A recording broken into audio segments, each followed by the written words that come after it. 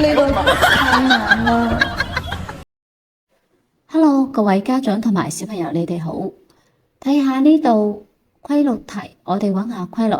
先睇下最基本嘅，佢係增定係減？呢度我哋可以睇到3481733，佢係一個遞增嘅。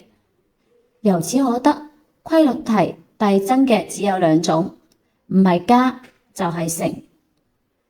我哋接落嚟可以睇一下，3減4係加1，4減8係加4，8減17係加9，17到33係加16。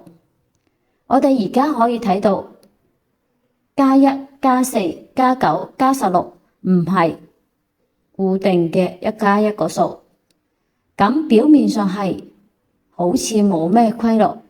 其實我哋再分解睇一下，加4我哋可以睇成係2乘以2，加9我哋可以睇成係3乘以3，加16我哋可以睇成係4乘以4，加1我哋可以睇成1乘以1。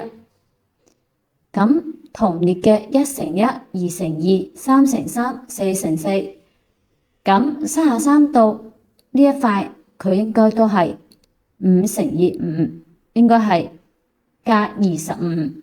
咁33加25就等於58。